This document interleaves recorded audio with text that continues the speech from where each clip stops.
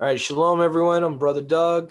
As always, with my brother Dennis here, sister Sally, and our brother Joshua, we are the Wakened by Yahuwah Assembly and Yahuwah Almighty and Yahushua Messiah. Tonight, we're going to be exposing another holiday, and since this Sunday is this upcoming first day of the week of next week, which is, according to the Gregorian calendar, Sunday. I wanted to do a expose for viewers and listeners that might not know about the pagan origins of this day. So we're going to go through some scriptures first, stories we should not be celebrating this day, and then we're going to go to historical reasons and how what you've been taught about 4th of July is not true. So anyway, and so we are going to be doing the scriptures first. And let me just make sure there's one. Let's see. No, I think we have all the scriptures I wanted to go through. So this is going to be kind of a repetition for anyone that's watched any of our exposés on other pagan holidays. So I'm going to be using BibleGateway.com, by the way. So,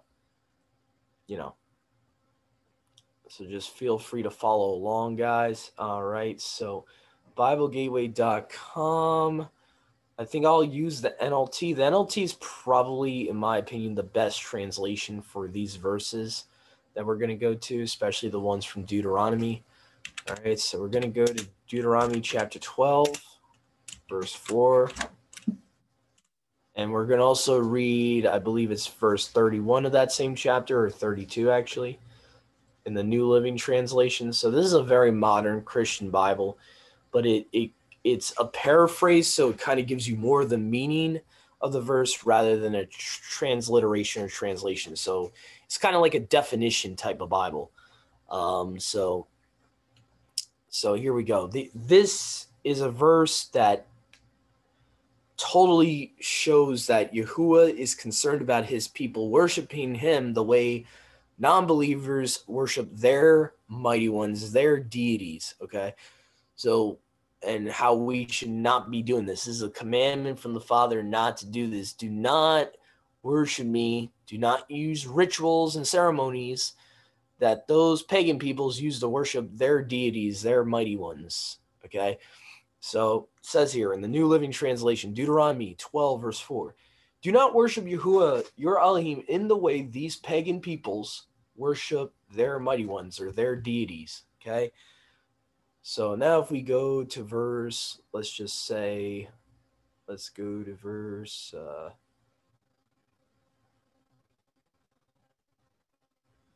all right, let's go to verse 32 also in this chapter. Just bear with me, guys. My connection's a little bit slow tonight. Okay. All right, verse 31. You must not worship Yahuwah, your Elohim, the way the other nations worship their mighty ones.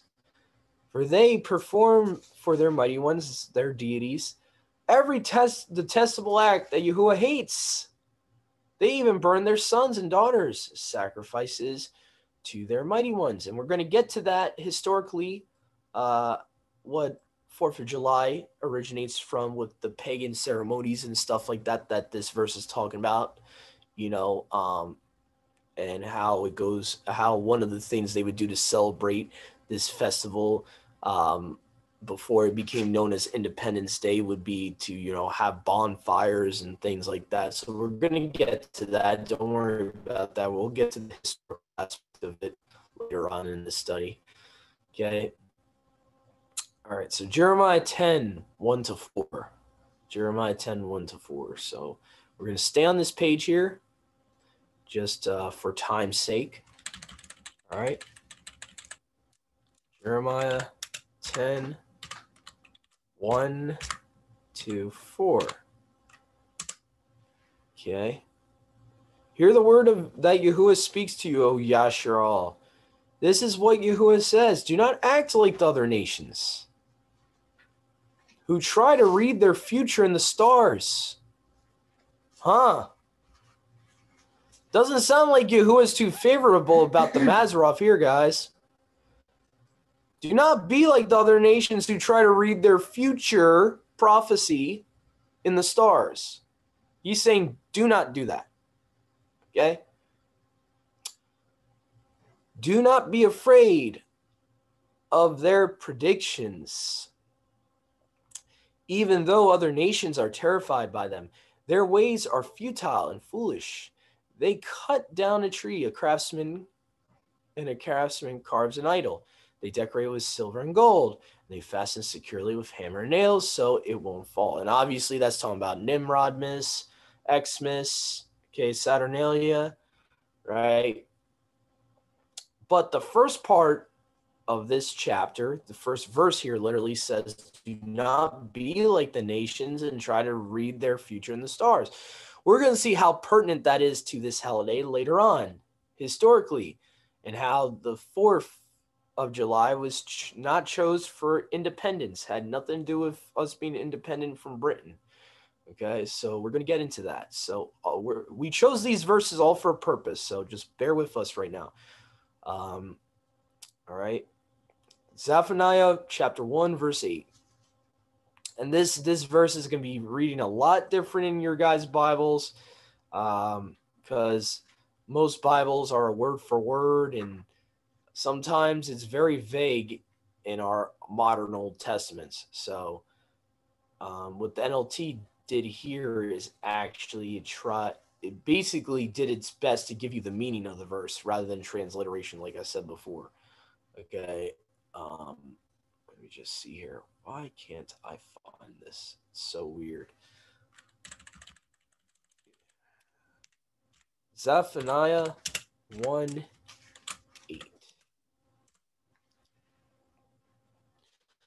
On that day of rivaling, says Yahuwah, I will punish the leaders and the princes of Yehuda and all those following pagan customs. Okay. Says he will punish the leaders and princes of Yehuda and all those following pagan customs. So this shows here, again, a reference to that Yahuwah has one standard for his people.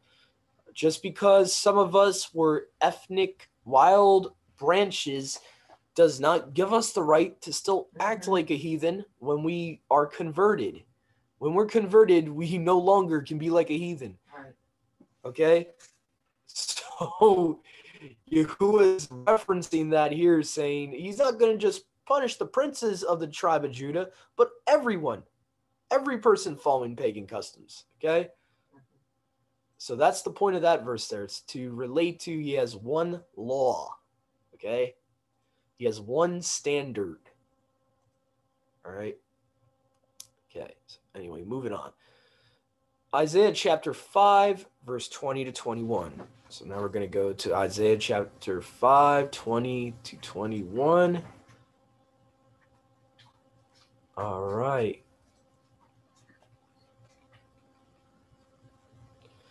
Woe to them that call evil tube and tube evil, who make darkness light and light darkness, and make bitter sweet and sweet bitter. Okay. Verse 21. Woe to them that are wise in their own conceit and knowing in their own sight. And this is referring to basically those that, are puffed up. They think they know best. Some people even think they know better than their creator. Okay, that's what it's referring to in context. To basically be puffed up in their own wisdom, in their own knowledge, and deceiving themselves. Okay. All right. So now we're going to go to the book of Galatians, chapter 4, 8 to 11. And we're going to see the context here. A lot of people have been deceived into thinking that this is referring to the feast days of Yahuwah, which it's not. It's actually referring to pagan things and pagan days. And we're going to show you the context here, how obviously it's talking about pagan holidays, okay? Galatians 4:8. For then when you had not known Elohim, okay, here's the start of the context here. When they did not know Yahuwah, meaning they would be doing pagan things, okay? You serve those which by nature were not Elohim, or some translations will say not gods, plural. But know that you have not known Elohim, and especially that you are known by Elohim. You have turned again to those sick and weak principles. So traditional Christianity will tell you the sick and weak principles is the Torah. Really? What did the verse prior we just read said? When you did not know him. If they don't know him, they don't know to keep his commandments. So how you can't, you got to read everything in context here. It's talking about before they knew him, before they believed in Messiah, they did certain things that are weak and elementary and are vain. Okay, we just read Jeremiah chapter 10. What is vain? Okay, we got to keep everything in context here. Okay, this is talking about pagan holidays. Okay, it's talking about pagan rituals. Verse 10 is really talking about it. You observe days and months and times and years. I fear lest I've labored among you for nothing. Be like me, because I also have been like you, my brothers. I beg of you, you have wronged me in nothing. For you know that in illness of my flesh from the first I have preached the glad news to you. Okay, so Paul is basically he's trying to be long-suffering with the Galatians because they're going back into their pagan ways. It has, so a lot, Christianity traditionally will teach that this gives us license to break Torah, to not keep the feast days, which in actuality, this is actually talking about pagan days. This is actually talking about don't go back into your old heathen ways. You are no longer part of the world. You should not act like the world. That's what Paul's actually about. The Galatians were ethnic Gentiles. Okay, it's important to understand the historical context of Paul's letters. Okay, so that was Galatians 4:8-11. So now we're going to go to Jeremiah chapter 17, verse 9. Because, your knee-jerk response that your flesh is telling you to say is, he knows my heart. He knows my heart. Okay, we're going to see, what about our heart? Is it an actual good thing or a toad thing that the Father knows our hearts? Okay, it says here, Jeremiah 17:9, the heart is deep beyond all things, and it is the man who can know him. Okay, so the Septuagint kind of paraphrases a little bit there. If you go to the Masoretic is a little bit better in this verse, in my opinion. I actually like, it's probably more of a translator issue here. Okay, with the English. The heart is deceitful above all things, and it is exceedingly corrupt. Who can know it? And that's the World English Bible there. Okay, so the modern ones actually do a very decent job. Desperately sick, the English Standard Version says. Okay, deceitful above all things and desperately sick. Sick like probably mad or crazy. It's talking about like psychotic when it says sick. Like that person is sick. Which I find interesting. They paraphrase it like that. Okay, moving on. I think you get the point there. All right. Leviticus 18, verse 30. So now we're going to go there. Leviticus 18:30. So keep my charge never to practice any of these abominable customs that were practiced before you, and never make yourselves unclean by them. I am Yahuwah your Elohim. So let's go a little bit prior, a couple verses prior, and we're going to figure out what he's talking about as abominable customs. Okay. All right. Let's see here. Let's see where it starts talking about Molech. Okay. All right. Hold on. Okay. stupid thing. I hate this program. Sometimes it does stupid stuff like that. I think it's once you get down to, okay. You shall not approach a woman uncover her nakedness. Here we go. Verse 21 gives you the context. It was talking about abominable things, okay? You shall not give any of your children to offer them to Molech. So profane the name of your Elohim. I am Yahuwah, okay? So, and spiritually, we can say if we are giving our children to Baal, to Molech, even spiritually, maybe not passing them through the fire, but you're spiritually putting your child on Santa's lap, you're having your children celebrate these pagan days, you are spiritually giving them or dedicating them to another deity who is not, that is just as bad. That would be considered spiritually passing your children through the fire to Molech, because you're literally giving them to Baal, to Molech, as causing them to do things that are designed as ceremonies to worship false gods. Okay, so that's the reason I brought that verse up there in Leviticus 18. Okay, Mark 7:7, and this applies to many different things we've learned to do that have nothing to do with the scriptures. And I'm going to stay with the ESV since it's a very modern translation, just to show you there's no bias here. Okay. All right, so let's go to verse 6, actually. Let's start at verse 6. He said, well, did Isaiah prophesy of you hypocrites, as is written, these people honor me with their lips, but their heart is far from me, which, by the way, Mark is actually quoting, or Yahusha originally stated this, so Yahusha was quoting from the Septuagint of Isaiah 29:13. Some of your Bibles might have that in your footnotes. It's Isaiah chapter 29:13, word for word from the Septuagint. Yeah. Okay. Next verse. In vain do they worship me, teaching as doctrines the commandments of men. 4th of July is a commandment of mankind. Nowhere in scripture does it say you're to celebrate a fake made up day that commemorates so-called freedom from another heathen nation. Okay. And like I said, we're going to get into the historical part of it and expose how it has nothing to do with freedom from Britain, because Britain still owns this nation. Okay. All right. Proverbs chapter 30, verse 6. Okay, so this is another one. But we got to be very careful. And I know traditionally, like when you first come out of the church and you first start getting rid of these days, people look at you like you're sinning or something.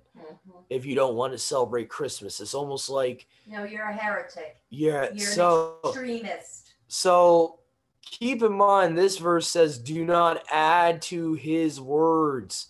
What are his words? His law. Okay, making commandments of men as commandments of his is adding to his law. Okay, you don't add to his word. Okay, Proverbs 30 verse 6, do not add to his words, lest he rebuke you and you be found a liar.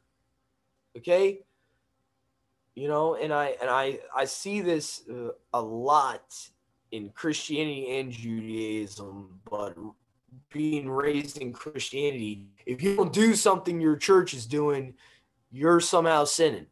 If you don't fast on the same day that your church is fasting, you're sinning. There's a lot of legalistic, there's a very demonic legalistic spirit in all of man's religions. Even Christianity, there's a very legalistic, you got to do everything, you got to do everything your church leader's doing.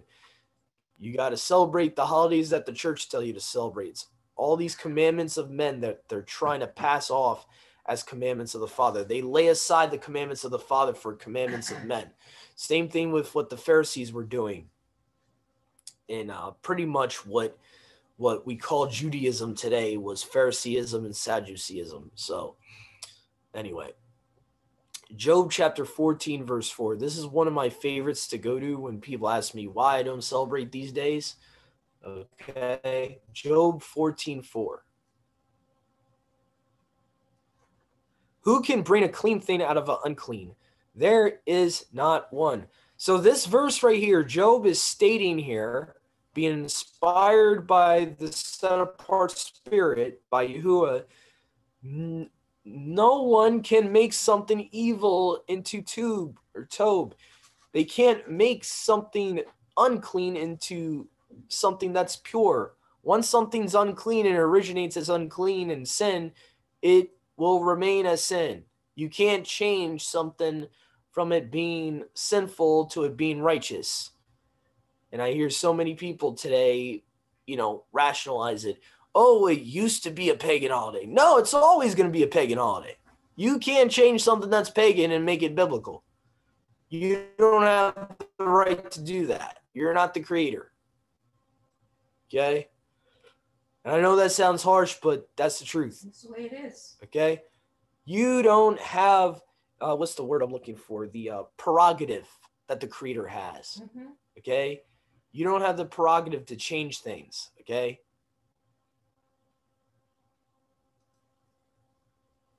All right. And we don't always have the right to ask why. There are certain things that we just have to accept. It's kind of like that old saying, Yahuwah said it, I believe it, that settles it. Mm-hmm. It's as simple as that. He said it, it came from his mouth, he mandated, that settles it. There should be no question about it. Mm-hmm. All right, let me see here. I want to actually go to a real modern one here. Let's try the Good News Bible. Do not try to work together as equals with unbelievers, for it cannot be done. How can right and wrong be partners? How can light and darkness live together? How can Messiah and the devil agree? Mm-hmm. And they paraphrase Beliar as the devil because if you read historical extra-biblical literature like the Ascension of Isaiah identifies the devil as Beliar. Beliar supposedly was a traditional title or proper name for Satan. So that's why the Good News Bible, which is a Catholic Bible, says the devil here.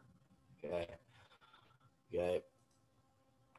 So how can Elohim's temple come to terms with pagan idols? For we are the temple of the living Elohim. As Elohim himself has said, I will make my home with my people and live among them. Mm-hmm. I will be their Elohim and they shall be my people. Now notice here, and I'm not going to spend too much time on it because this is not really the topic of this study, but notice how it says live among them, not in them, among them. Okay? So to use this verse to say that we are now the new temple and the temple's now the human body, first of all, read the whole verse in context. Among them, with them, among them. Okay, he's not saying that we are the new temple. Okay, and just to show this real quick, I'm not going to spend too much time on this, but eventually we're going to do a study debunking the whole transference of the temple false doctrine. Okay, it says a temple. Okay, a temple. You are a temple of the living Elohim, not the temple. Okay, all right. Many translators have mistranslated this Greek word nahos as the temple, even though literally it means a temple or shrine from the Greek, okay? Doesn't mean the dwelling place like the temple, okay? So just want to make I just want to make that clear to people because people might say, well, look, it says the if you look at the there, okay, the is not there, okay? It's not in the Greek, all right? It's added by the translator. That's what I wanted to show you right there. See, this is how you got to be very careful with the English translations, okay? It's in there in English, but is it in there in the Greek? No, it's not, okay? So basically it's saying you are a temple. And the Greek Orthodox Bible translates it correct, a temple, not the temple, okay? So certain Bibles actually get this concept.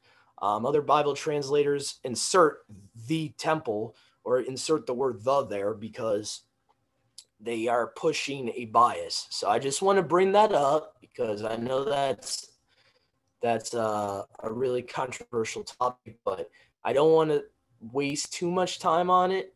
I'm going to let Brother Joshua go if he has a comment to add, and then we're going to go straight to the next cross-reference. So go ahead, Brother Joshua. Yeah, to add to your point, the scripture, and I'm pretty sure it's in the New Testament, it doesn't say that where one or wherever you are, there I am in the midst. It says where two or more are gathered, there I am in the midst. Yeah, hallelujah, brother. Yeah. So it shows that his plan is to dwell with us, in front of us, okay, not in us. He chooses, yes, his spirit chooses to dwell in us. That doesn't mean we're the new temple. Right. Okay, I think that's where people need to be careful not to accept weird doctrines like that off of a misunderstanding of one verse. Okay, in the future.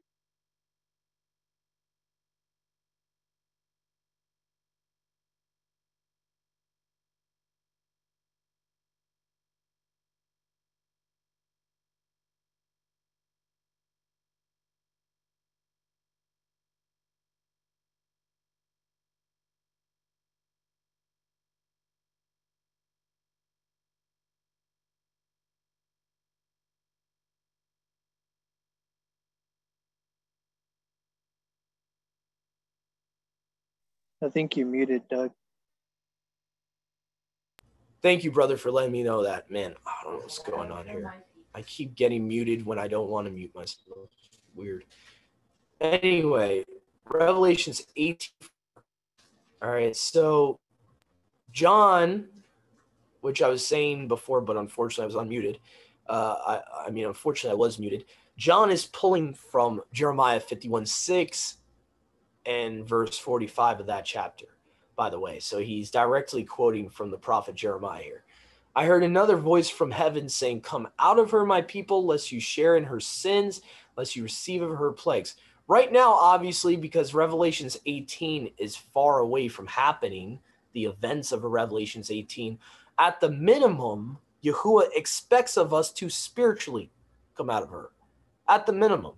At the minimum, we are to spiritually come out of Babylon. Come out of Mystery Babylon. Get out of the harlot.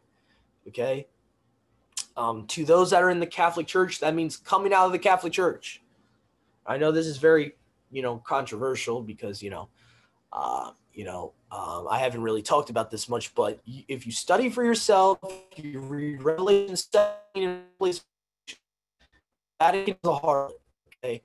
So in prophecy, when it's talking about the mother harlot, that's the Vatican.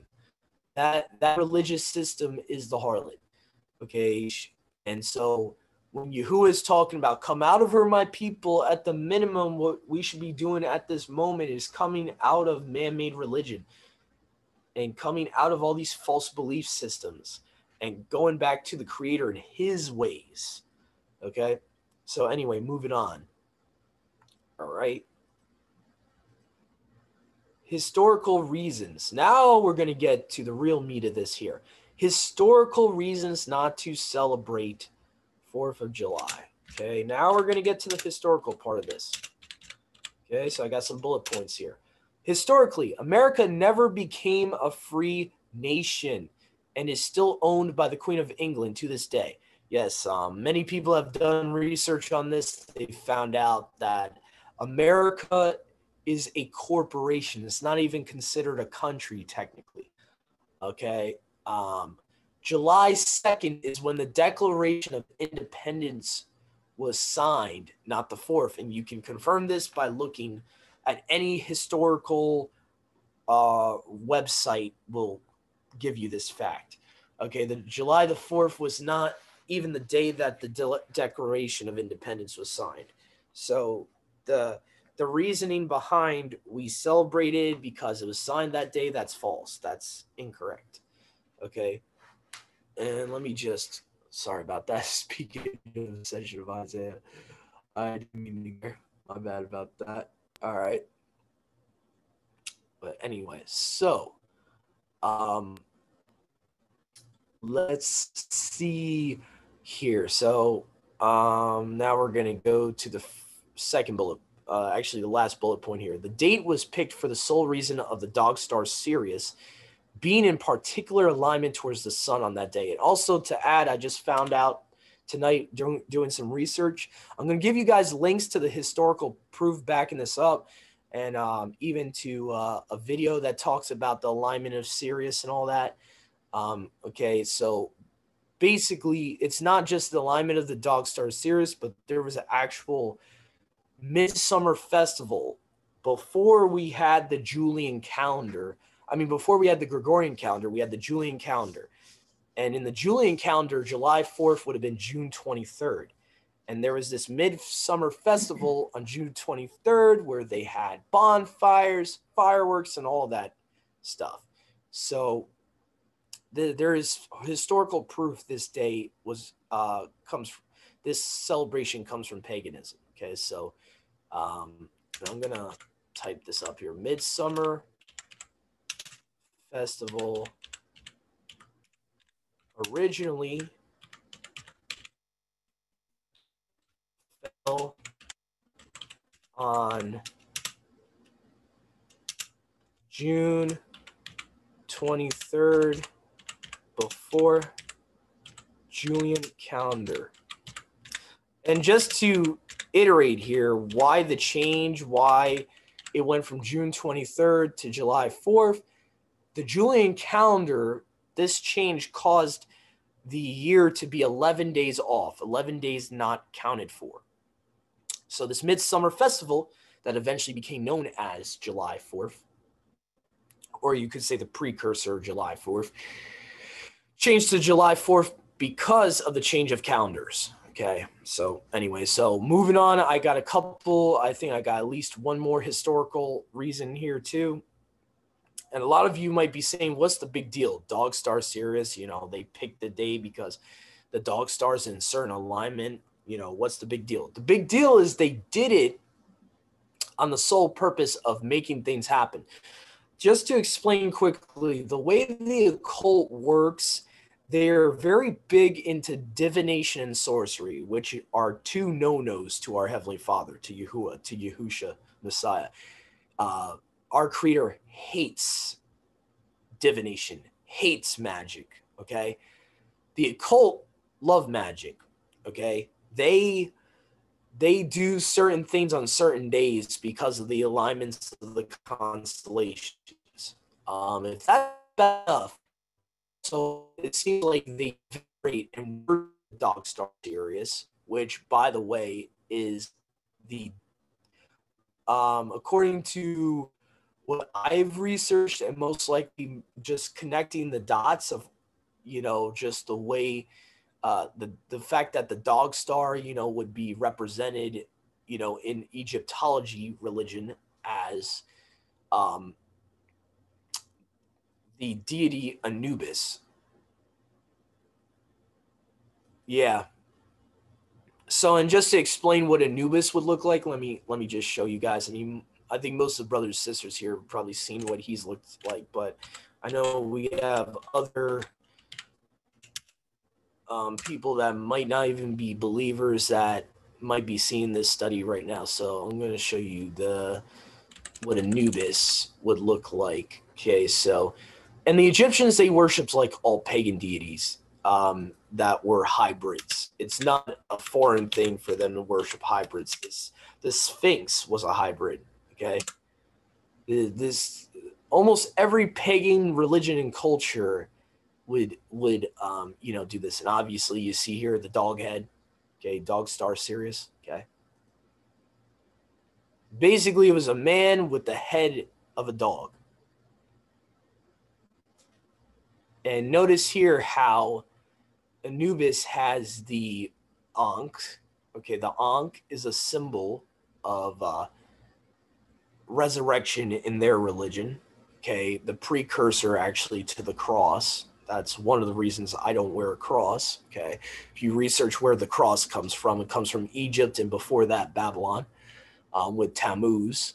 Okay, so anyway, that's the reason I don't wear a cross. Okay, so this hybrid deity was worshipped by the Egyptians. Okay, I'm gonna go and show you one of the researcher websites. Believe it or not, the New Agers are exposing themselves in these last days. Satan is like, it's like Yahusha said it. Satan against Satan, a divided kingdom cannot stand. So I guess, Satan feels no need to hide anything anymore. You got a New Age website telling you the truth about this holiday. I find that funny. Consciousness.com is the name of the website of this resource here. The spiritual significance of July 4th. July 4th, Independence Day, the day that USA celebrates its birthday. Also around the time that the sun meets with the highly mystical star Sirius. Could it be any coincidence that America's birthday coincides with this fated day? Sirius is the planet of higher consciousness. So this is all like New Age garbage language that they're talking about here. Right. Freedom and technological advancements. I find that interesting because technological advancements had to do with the pre-flood era of the fallen angels. So I find that very interesting. Atlantis. Okay. It is a planet believed to be of very high frequency. It has been revered by the Mayans and the ancient Egyptians. And I just mentioned before why the ancient Egyptians would, revere Sirius, because that was one of their gods, Anubis. Okay. In fact, for the ancient Egyptians, Sirius was a very special star and was known to bring blessings of abundance, fertility, and rebirth. Hence the Ankh, Okay, so basically, and just to explain here, in reality, Nimrod most likely became known as Anubis, okay, Osiris and all that. Okay, so pretty much, he was, after the Tower of Babel, you had 70 nations, right? 70 languages, 70 religions. Okay. Nimrod would have been recycled in different cultures as different deities and different names. So pretty much they're worshiping the first ever Antichrist beast character as Anubis, as Sirius the dog star. Okay. That's the significance of why this is very bad, to find out that 4th of July spiritually has to do with Anubis, the dog star Sirius. Okay. Other ancient civilizations also believe that the meeting of the sun Sirius, the brightest star in the night sky, was a signifier of illumination. Yeah, where do we hear that before? Yeah, illumination. Yeah, so Illuminati. So this false light, it's talking about a false light, so-called truth, so-called wisdom. The light was said to bring about a new evolution, yada, yada, yada. Okay, Sirius is even brighter than our own sun, so many consider it to be the son of the sun. The son of the sun. Yeah, so, that's telling you the truth right there, who Sirius is.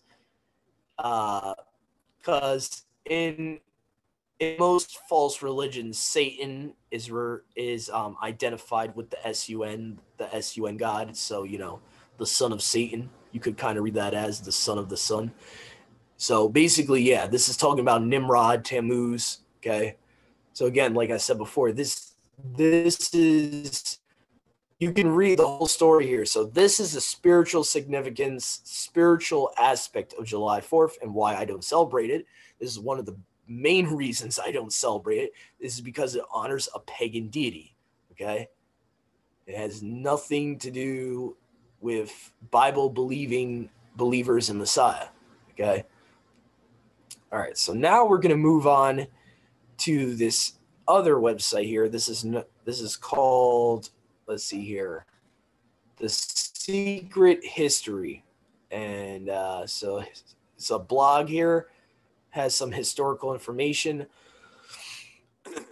I find it interesting. They show a parallel between the picture of Uncle Sam here and the picture of Gandalf, the original Gandalf that character in Lord of the Rings was based off of. This, magician character. All right. So let's see here. Where are we gonna? Let's see here.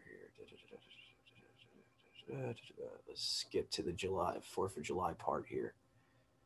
All right, here we go. All right, July 4th. Okay. Okay, so. All right, here we go. This is the part of the article I wanted to read for you guys. Meanwhile, the American colonies fought a war of independence, and when they had won it, they thought it fitting to designate a national day of celebration. They chose the 4th day of July to commemorate, so they said the Adoption Declaration of Independence, but was that the only reason for their choice? And personally, in my opinion, I don't believe it had anything to do with independence. It had to do with this person's about to stay here. Okay? Back up in the hills, old Christmas still hung around, unlike most mist in a hollow. And if old Christmas lingered, what about its opposite number? The other great feast of pagan Europe, Midsummer's Eve. Okay. We look 11 days past Christmas to find old Christmas. We would look 11 days past June 23rd, current Midsummer's Eve, to find the old Summer's Eve. Is it there, buried beneath the Gregorian calendar? Find a calendar and count for yourself 11 days past June 23rd. You'll land neatly and definitively on the 4th of July. 2 nights of fiery spectacle and festivity layered right on top of each other. Is this coincidence, or were the founding fathers a secret order of druids? Well, if you want my opinion, I would say, yeah, that's pretty close. Dedicated to reviving the old religion in the New World. Was paganism a way to break free of the Church of England, a pillar of the English state? And just to take note here, I do think this author of the article's onto something about what the real belief of the founding fathers were. I have a link to that if anyone's interested. If anyone's never seen this documentary before, it's called The Hidden Faith of the Founding Fathers.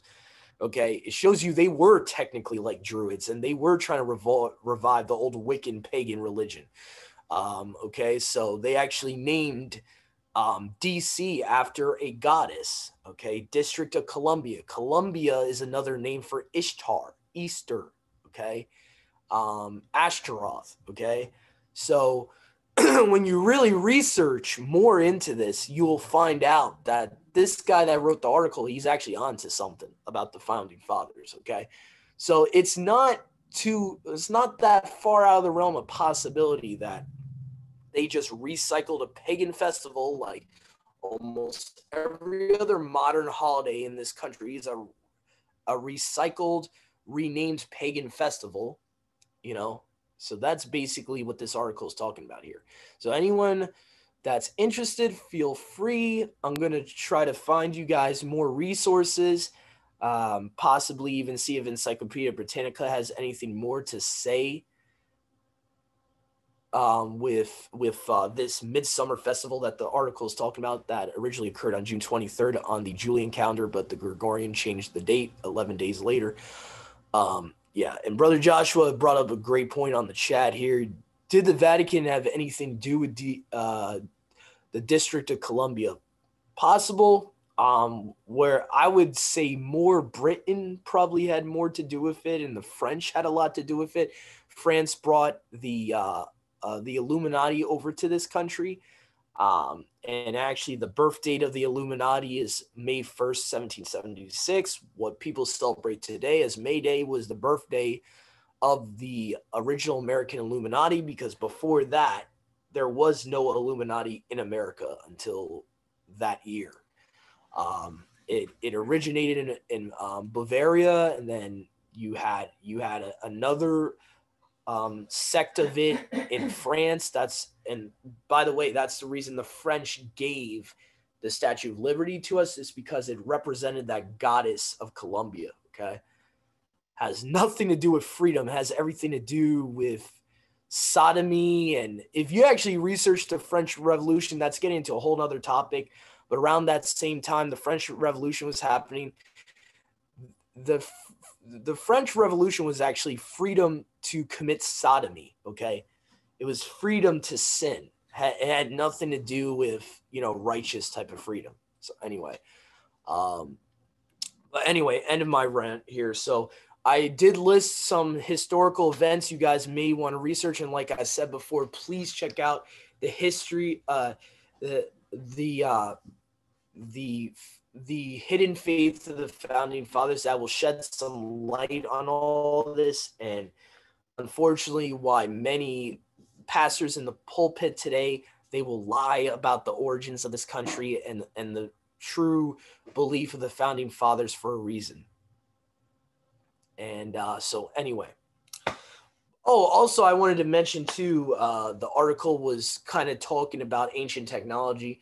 It's interesting to note another Freemason, Francis Bacon, wrote a book called The Secret Destiny for America.